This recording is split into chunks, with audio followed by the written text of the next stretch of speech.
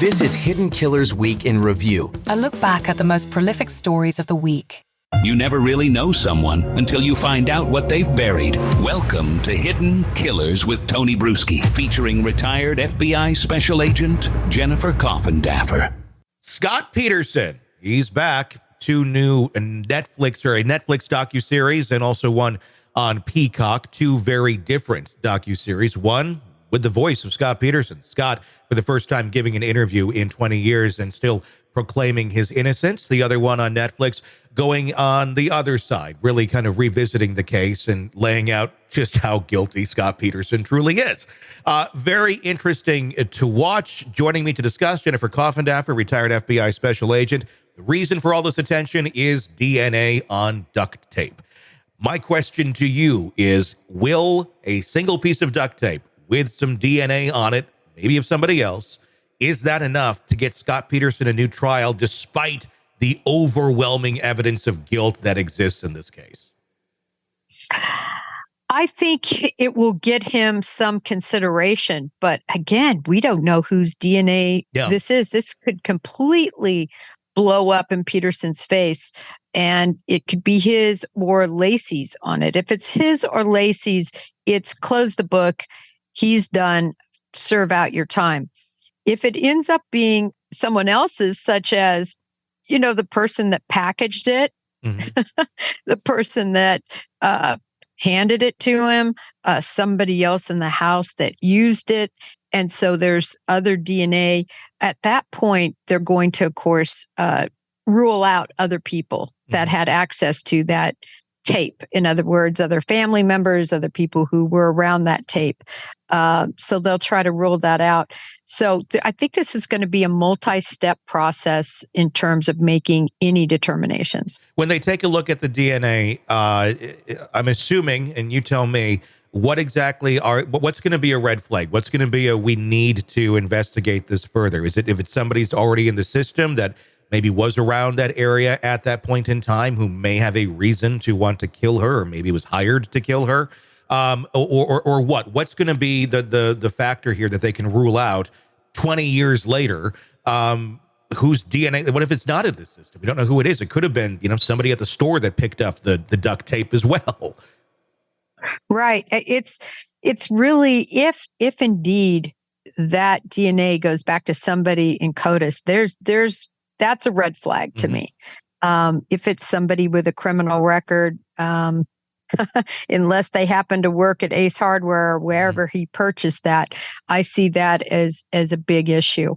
The burglars that were across the street, of course, their situation proved to be an alibi, if you will, because the burglary occurred after Lacey disappeared.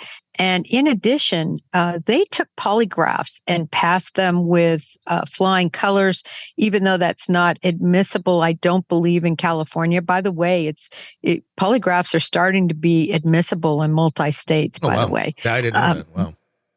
Yeah, it's moving in that direction. But in any event, they were ruled out pretty quickly. So now who are you looking at? Some stranger that entered on Christmas Eve and did this horrible crime. And, oh, by the way, discarded her body in the exact same place Scott Peterson chose to fish 90 miles away. It would have to be something absolutely off the charts, in my opinion, to get this a new trial. Will we see any investigation or any examination, you think, of that van? We've heard about the van now, the one that had the mattress in it, that may have some sort of DNA on that. Right now, they're not testing that. There's been no order to do that. But if we find something here that's questionable, do you think they're going to go down that route as well, just to see maybe we have something else going on? Well, that certainly is a logical step.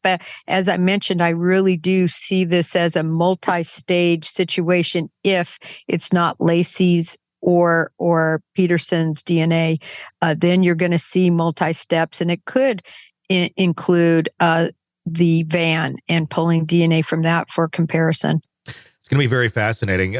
What do you think is going to happen here if we do have the DNA? Will this? I know you said multi-steps, but is it let's keep moving and digging deeper and deeper before they say, okay, let's do a new trial? Yes, I think they're going to have to dig deeper than just saying it's not Lacey's and it's not Peterson's. I think they're going to have to dig deeper than that. But I think it will be Lacey's or Scott Peterson's. I really do. Yeah. I think it's most likely there. Remember, of course, duct tape is so tacky and such a perfect surface for fingerprints, for DNA, for to stick to and to cling to. And it would surprise me that his DNA wouldn't be on tape as she was bound. Although recall, she was at the bottom of the bay for days, for almost 2 months, I believe. Wouldn't that affect DNA on duct tape? Maybe, I have no idea. But I mean, just thinking that you're in the water, there's all bacteria and things that are eating away at things. How good is that DNA? Well, they seem to think that with, modern technology in terms of the DNA that was found, that they can, make a decision as to what that DNA, who that DNA goes back to. And I believe they will be able to. Yeah. I mean, this isn't something that that they didn't think was possible. Sure. It just wasn't possible back in that day. Yeah, 20 years ago. Yeah. Now it's very possible. So I think we'll see. I agree with you, though, that until the scientists say what they can do, that's how we'll truly know. Sick of the ads? Yep, we are too. Then you need to become a True Crime Today Premium Plus subscriber on Apple Podcasts. Heck, even try it for 3 days free right now. As a Premium Plus subscriber, you'll get exclusive access to uncut interviews before everyone else. Plus, no more commercials. So, if you have an iPhone, just search True Crime Today Premium Plus and press subscribe now.